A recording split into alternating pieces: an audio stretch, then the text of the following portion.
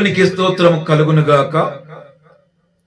నిత్య జీవ మార్గమును నాకు తెలియపరిచినావు. నీ సన్నిధిలో సంపూర్ణ సంతోషము కలదు. నీ కుడి చేతి ప్రక్కలో నిత్యము సుఖములు కలవు. ప్రభు యేసుక్రీస్తు వారి పేరిట ఉన్నతమైన శ్రేష్టమైన అతి పరిశుద్ధ నామములో మీ అందరికీ శుభములు తెలియపరుస్తున్నాం. హింస మధ్యలో ధన్య జీవితం. మత్తయి సువార్త 5వ అధ్యాయం 11 మరియు 12 వచనములలో, నా నిమిత్తము జనులు మిమ్మల్ని నిందించి హింసించి మీ మీద అబద్ధముగా చెడ్డ మాటలు పలికినప్పుడు మీరు ధన్యులు. సంతోషించి ఆనందించడి, పరలోకమందు మీ ఫలము అధికమై ఉన్నది. ఇలాగనే వారు మీకు పూర్వమందున ప్రవక్తలు హింసించిరి. ప్రభువైన యేసుక్రీస్తుని నమ్ముకున్నవారు ఈ లోకములో అనేకమైన కష్టాలు, బాధలు, హింసలు. గొప్ప మాట, గొప్ప సత్యం ఏమిటంటే, ఈ లోకంలో హింసను నిలిచిన వారు ధనిలు. పరలోకములో వారికి మంచి గొప్ప ఫలము సిద్ధమై ఉన్నదని అంటున్నారు. ఎవరైతే ఈ లోకములో అనేకమైన కష్టాలు, బాధలు, హింసల్ని భరించినారో, అవమానాలని మరి వారు సంతోషంగా స్వీకరించినారో, ఎన్ని కష్టాలు వచ్చినా, ఎన్ని బాధలు వచ్చినా, ఎన్ని అవమానాలు వచ్చినా, ఎన్ని నిందలు వచ్చినా, ఎన్ని అపవాదులు యొక్క హింసలు వచ్చినా కూడా సంతోషంగా స్వీకరించినట్లయితే, ఈ లోకమును నువ్వు జయించినట్లయితే, పరలోకములో నీకు వచ్చేటువంటి ఫలము గొప్ప ఫలము. అది నిత్యము మహిమ కలిగినటువంటి ఫలము. ప్రభు యేసుక్రీస్తుని యొక్క విశ్వాసులందరూ కూడా హింసించబడుతున్నారు. భక్తులందరూ కూడా దేవుని యందు విశ్వాసించగలిగిన వారు, దేవుని మార్గంలో నడిచేటువంటి వారు కూడా, నమ్మిన వారు కూడా హింసించబడుతున్నారు. చీకటి వెలుగును, చీకటి వెలుగును ద్వేషిస్తుంటారు. పాపపు జీవితంలో జీవించేవారు దేవుని యొక్క మార్గాన్ని, దేవుని యొక్క సత్యాన్ని, దేవుని యొక్క మాటల్ని వాళ్ళు అంగీకరించారు, తృణీకరిస్తారు. ఎందుకంటే వాళ్ళ జీవితం అంతా కూడా పాపముతో నిండి ఉంటుంది కాబట్టి. వాళ్ళు దేవుని మాటలు అంగీకరించారు, దేవుని విశ్వాసించారు, దేవుని యందు భయభక్తులు లేకుండా ఉంటారు వాళ్ళు. ఒక విశ్వాసి నీతిగా జీవించినప్పటికీ అనేకమైనటువంటి ఇబ్బందులు పాలు చేస్తారు, అవమానాలు చేస్తారు, ఎక్కిరింతల పాలు చేస్తారు. అన్ని లోకంలో అనేక ఇబ్బందులు పాలు చేస్తూ ఉంటుంటారు. ప్రియమైన దేవుని పిల్లరా, హింసలో కూడా దేవుడు మనల్ని విడవడు. మన హింసలో, బాధల్లో ఉన్నప్పటికీ దేవుడు మనని మన దేవుడు మనని విడిచిపెట్టేవాడు కాదు.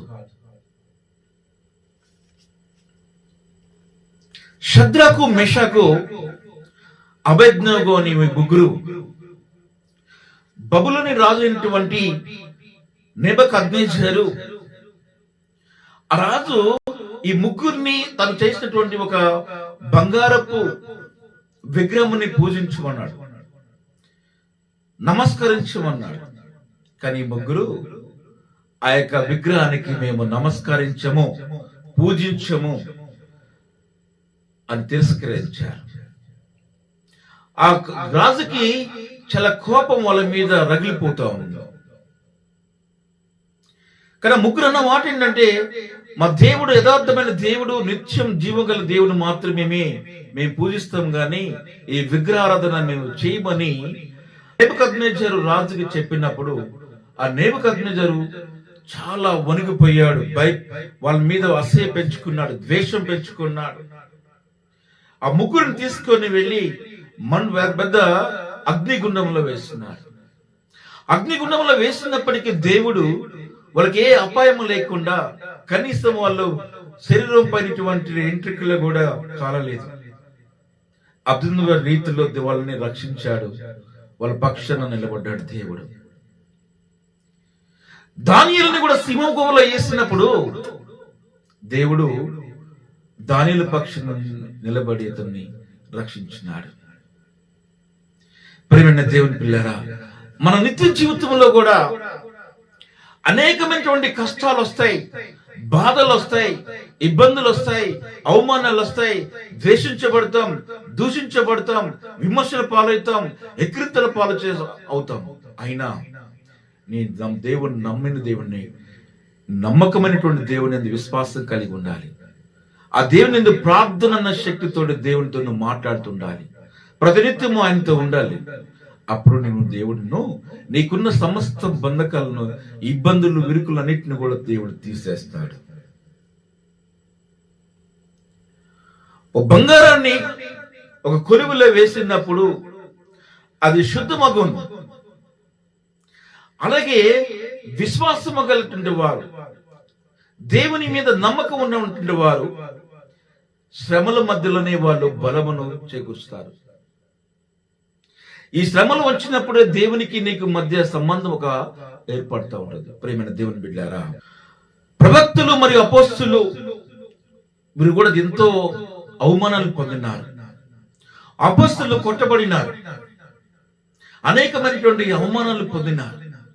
కానీ వాళ్ళు ఏనాడు కూడా దేవుని యందు నమ్మకం కోల్పోలేదు, విశ్వాసాన్ని కోల్పోలేదు, దేవుని మీద మరి దేవుని ద్వేషించలేదు. కానీ ప్రతి కష్టాన్ని, ప్రతి బాధని వాళ్ళు ఆనంద బాష్పాలుగా తీసుకున్నారు. దేవుని వైపే చూశారు, దేవుని యందు విశ్వాసించారు, వెనకడుగు వేయలేదు. దేవుడు ఉన్నాడు, దేవుని యందు విశ్వాసం కలిగారు, దేవుని బాటల్లో నడిచారు. ఎందుకంటే దేవుడి యొక్క ఫలితాన్ని వాళ్ళు చూశారు. కాబట్టి ఈ లోకం అనేది శాశ్వతమైనటువంటిది కాదు. ఈ శాశ్వతం కానిటువంటి గురించి నీకెందుకు దిగులు? ఈ లోకములో అనేక శ్రమలు రావచ్చు. ఈ శ్రమలు అనేది తాత్కాలికమైన శ్రమలు. పరలోకం అనేటువంటి మహిమ అనేది నిత్యము దానము, నిత్యముగా ఉండేటువంటిది. అది నిత్య జీవము లాంటిది. ఈ లోకములో కష్టాలు వస్తాయి, బాధలు వస్తాయి. విమర్శించేవాడు విమర్శిస్తాడు, ద్వేషించేవాడు ద్వేషిస్తాడు, మరి నిందలేసేవాడు నిందలేస్తాడు, అపవాదులు వస్తారు, హింసల పాలు చేస్తాడు. అయినా కూడా వాటి గురించి నువ్వు బాధపడాల్సిన అవసరం లేదు. ఈ శ్రమలు అనేది, ఈ లోకముల శ్రమలు అనేవి తాత్కాలికమైనటువంటి శ్రమలు. పరలోకములు ఈ సమస్యల మధ్యలో నిన్ను నిలిచినప్పుడు, దేవుని యందు విశ్వాసం కలిగి నువ్వు ఉన్నప్పుడు, పరలోకములో నీకు గొప్ప ఫలితము నీకు సిద్ధమై ఉన్నదంటున్నాడు దేవుడు. ప్రేమైన దేవుని పిల్లారా, ఒక ఊర్లో హేమనుషు అనే ఒక అతను ఉండేవాడు. దేవుని మీద విశ్వాసం కలిగి నిత్యము దేవునితో ప్రార్థనలో ఉండేవాడు. నిత్యము దేవుని యందు విశ్వాసం కలిగి ఉండేవాడు. అనేక అవమానాలు, ఇబ్బందులు అనేకమైన వచ్చినప్పటికీ కూడా అతను ఎవరిని లెక్క చేయలేదు. కానీ దేవుని యందు విశ్వాసం కలిగి ఉన్నాడు. నిత్యం ప్రార్థన అనే శక్తితో కలిగి ఉన్నాడు. కానీ ప్రతి వారందరూ కూడా అందరూ విమర్శించేవాడు, ఏంది ఇతను చేసేటువంటి. కానీ నేను నమ్మదగిన దేవుడు, యథార్థమైన దేవుడు. ఈ లోకం అనేది శాశ్వతం కాదు. ఈ లోకంలో శ్రమలు మామూలు, ఈ శ్రమలన్నీ శాశ్వతం కాదు, తాత్కాలికమైనవి. నిన్ను శాశ్వతం కలిగిన దేవుని పూజిస్తున్నాను చెప్పంటాడు. ప్రియమైన దేవుని పిల్లారా, మరి ఆ ఊర్లో అనేక సమస్యలు వచ్చినప్పుడు అతను వాళ్ళ పక్షాన్ని నిలబడి ప్రార్థన